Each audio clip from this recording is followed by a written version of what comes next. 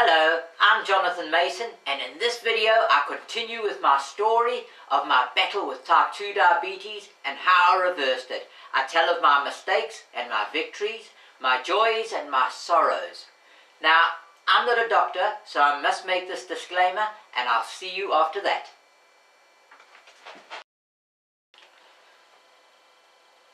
At this time I had been for blood tests, and my doctor called me up to come and see her about my blood results.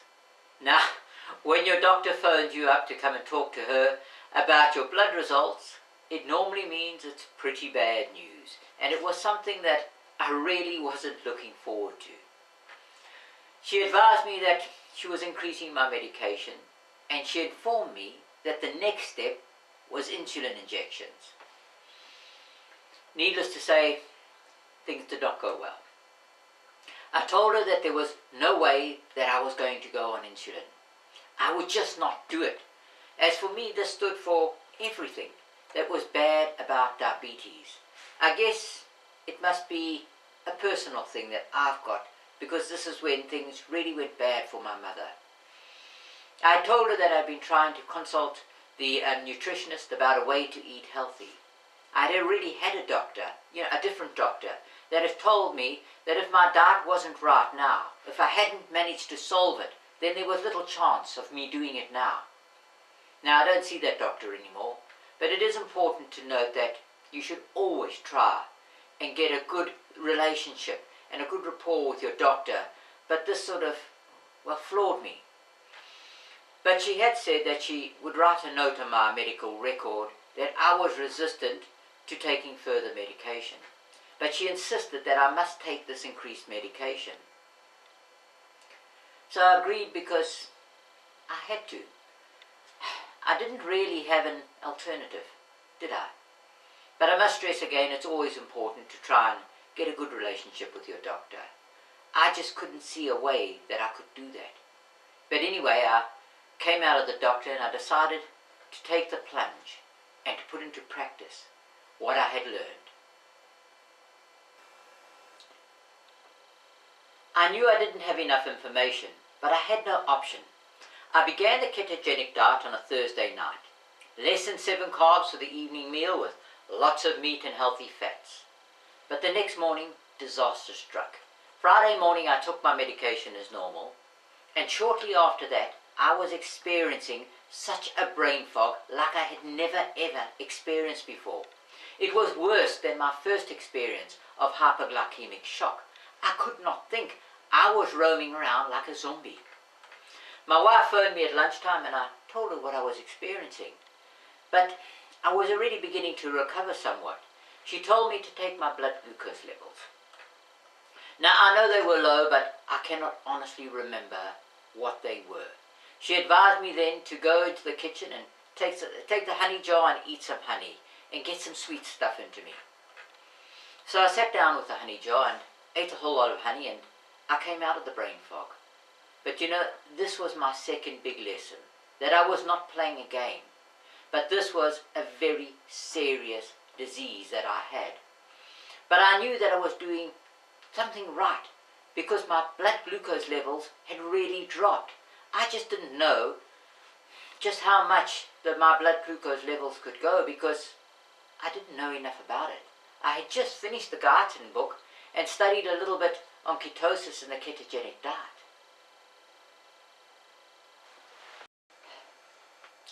So the next morning I took my blood glucose levels and it was 5.7 mmol.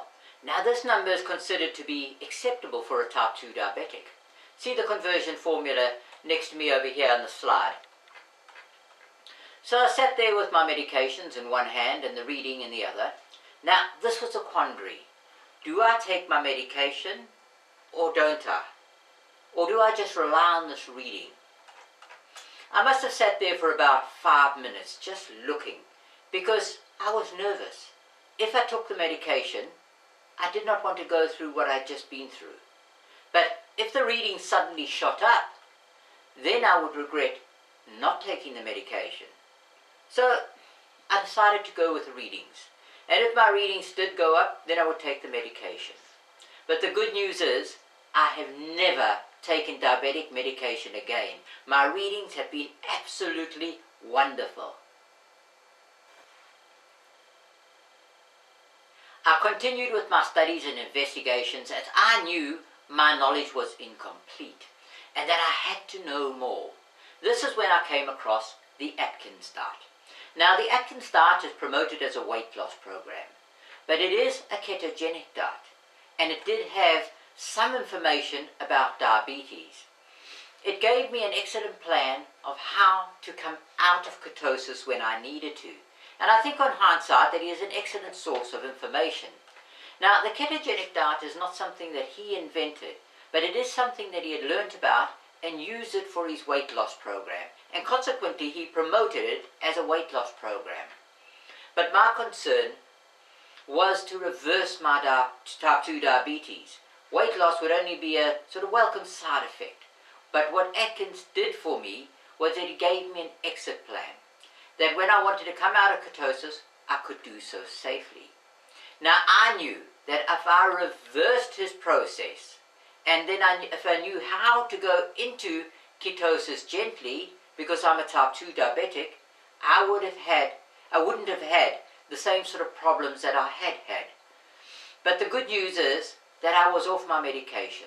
The weight loss that I did experience, I considered as a welcome side effect because my focus was getting rid of my type 2 diabetes, so that I didn't lose my memory, I didn't lose my dignity, and I didn't lose anything.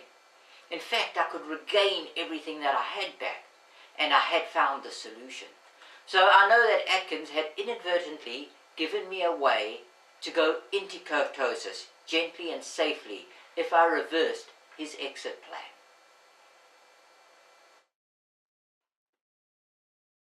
The program that I was on was going well, but I knew I had to have a steroid injection because I had chronic inflammation in my left shoulder. Now, chronic inflammation is one of the side effects of diabetic medications. Now, I couldn't even lift my arm above my shoulder. Now, I had been to the physiotherapist, and they had been manipulating it and giving me exercises to do, and it just wasn't helping because the inflammation had just progressed too far. So, I knew that I had to have some form of cortisone steroid injection in my shoulder. But I also knew that this would raise my blood glucose levels, as one of the side effects of the injection was that it can cause type 2 diabetes. But I also knew that it was only if it was used over an extended period of time. So anyway, I went to my doctor and she confirmed that it was okay, and I could go ahead and have the injection, and that she was happy with that.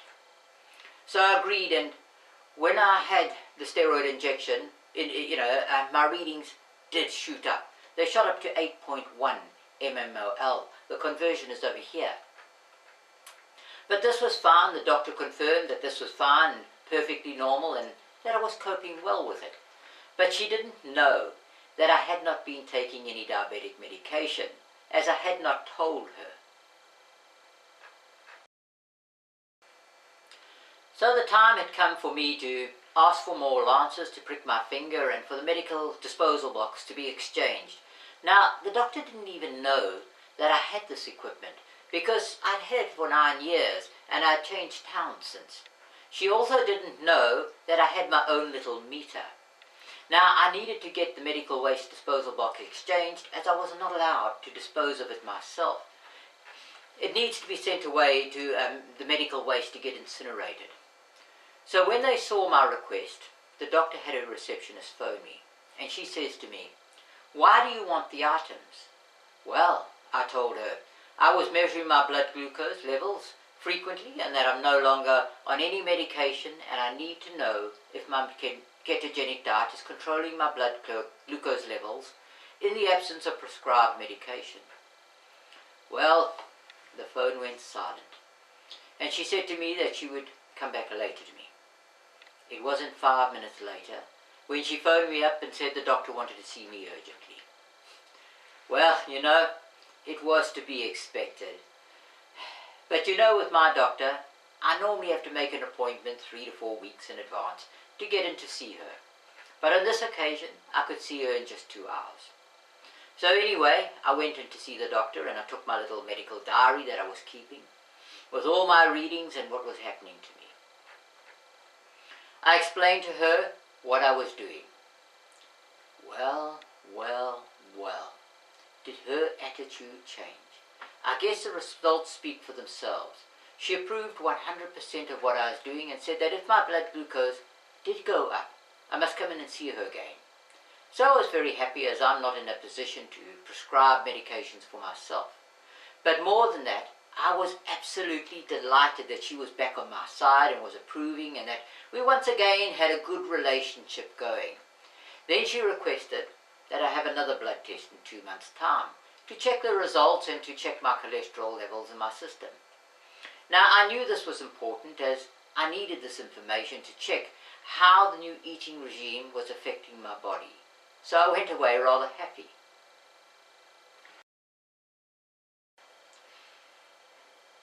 I then did some exercise, and I think I overdid it, because the next day I caught a bad dose of flu and a bad cough.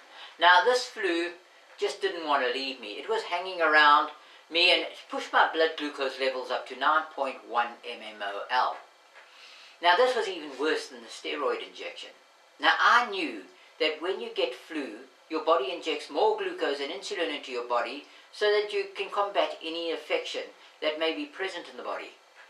So I thought that I would go to the doctor and get some antibiotics, because I knew that that would lower my blood glucose levels and would cure my infection faster. But you know, to my surprise, the doctor said that I was good to go. He says to me, your glucose levels are handling it fine, and this is just absolutely normal. And if it gets a lot higher, then come back to me. Otherwise, you should not concern yourself.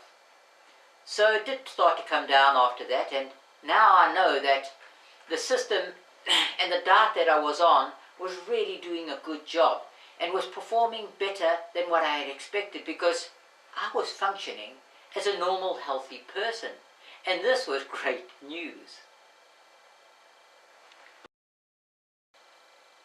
Now, I just want to cover supplements. I've always taken some form of supplements, but now all my studies, both in the complementary medicine and modern medicine, have stressed the importance of supplements, because our food just can't supply enough vitamins and nutrients for our body's needs. But knowing what supplements to take is difficult. So whilst you're in a state of ketosis, I found it very important to take calcium, sodium, manganese and potassium, because these get flushed out of your system. Because when you're in ketosis, it acts like a diuretic, and you end up running to the toilet a lot. So a lot of these minerals that are in your body get flushed out and you need to replace them. So another point is that when you are in ketosis, you must drink a lot of water, otherwise you will become dehydrated. And I'm talking about a minimum of 8 glasses of water a day. Now, when I was in the garden, I was working and I was doing quite a lot of heavy work, and I had to drink probably about 30 glasses of water a day, and I was still waking up with cramps. Now, cramps are very painful, especially when you wake up in the middle of the night and you're dancing around the room trying to get rid of these cramps. So it is important to drink a lot of water. Because when your body breaks down the fats for energy, it secretes acids known as ketones.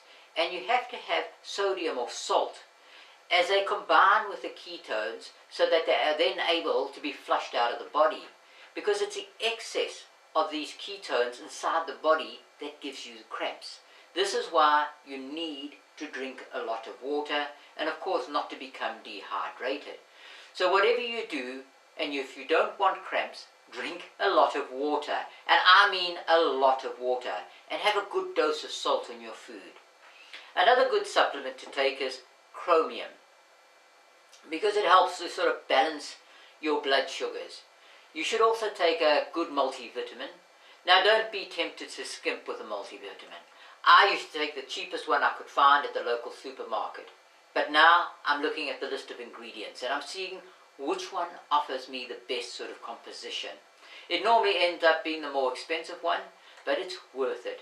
My studies into general health have given a few suggestions, like having a super green powder, And this is a very important part of a healthy eating regime, as it is very nutrient dense and it has a lot of nutrients in small amounts of food. But you have to be careful, as they do have carbohydrates. So remember to count the carbohydrates. And this has sort of like led me into a further study of working out a sound way of establishing what supplements you should take and why.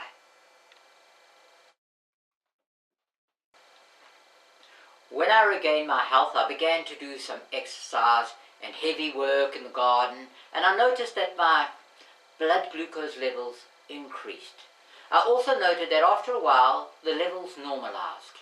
I investigated this and I found out that it was a natural, and it was due to the body producing more glucose to supply the extra need for energy. So it wasn't anything to worry about, as your blood glucose levels came down rather quickly. And this is why exercise is so valuable to weight loss and blood glucose control. You must see my video on exercise and how they affect your body.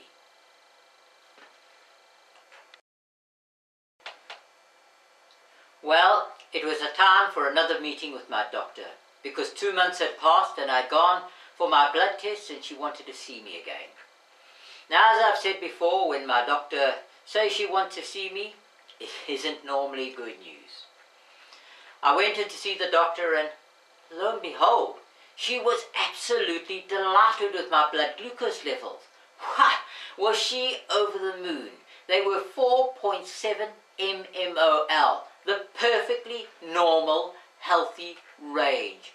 For a little while she was, you just carry on doing exactly what you're doing, because they are in the perfectly healthy range. So after a little while I asked her, then why did you want to see me? She replied, your cholesterol levels. They have come down slightly from where they were, but they are still slightly high. I had asked her to bear with me, as this was all quite new with me, and she agreed, as the results were sort of speaking for themselves. I have now reduced my cholesterol by taking Pantene supplement, which is a vitamin B5. But what I also found out is that there are a small subset of people, of which I think I might also belong, who don't respond to the diet and LDL cholesterol in the normal manner. Now, most people on this diet have their LDL cholesterol come down, but with people like myself, the cholesterol molecules increase in size and reduce in number. So the concentration of the LDL stays the same, but the numbers reduce. But because of the size of the LDL has increased, it poses no threat to stroke or heart attack.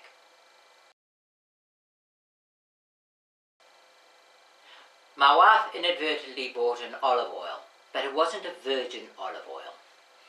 She thought it was the same thing, but a virgin olive oil is an unrefined oil, but the olive oil that she bought was a refined oil, and this had a dramatic effect on me. I started getting dizzy spells, my blood pressure readings were all over the place, and I couldn't understand what it was, until she told me that she had this olive oil, as she couldn't find any virgin olive oil. But I presumed that it was the same thing, but it had a different color. We had a closer look at it, and it was certainly a refined oil. So be aware that your oils can and do have a serious effect on your body. As a diabetic, you have to be very careful of what foods you eat, because they can affect your body. What might be good for a healthy person might not be that good for a type 2 diabetic. My story is not over yet, and my study into this important disease that is causing so much damage, anxiety and sorrow in the world continues. This is one of the big reasons that I do not charge any money for this information. All my videos on this program are free to look at. I give you the exact diet plan that I followed and the formula for you to calculate your own meal plans. I also give you the information of how to go into the diet safely and to avoid some of the experiences I had and how to come out of it safely. There's also advice on how to manage your diet and accordingly your type 2 diabetes once you have stabilized. I'll give you advice on what to look for as you grow older and to maintain your self-rewarding health. Now I want you to reward yourself with good health and to change your lifestyle and like I did and enjoy more vitality and experience the joy of living life. Now I want to thank you for listening to part 2. Now in my next video, Understanding Diabetes, I explain 2 types of diabetes and how they work. I will focus mainly on type 2 diabetes because when you know how it works, then you will be better able or better equipped to reverse it with knowledge and greater predictability. So please join me in my next video, Understanding Diabetes. If you would like to help me reverse type 2 diabetes around the world, then please like, subscribe and share these videos. But if you would like to get involved in helping me to spread the word in a more direct way, then please go to my website where you can find the program's mission statement along with a complete set of videos and a whole lot of other helpful aids that a type 2 diabetic could need. It is also a place where I hope to build a supportive community environment. I would like to thank anyone in advance who graciously donates to the cause and shares these videos. It is this support that enables this information to reach more people and to change lives. Have a wonderful day. Bye-bye.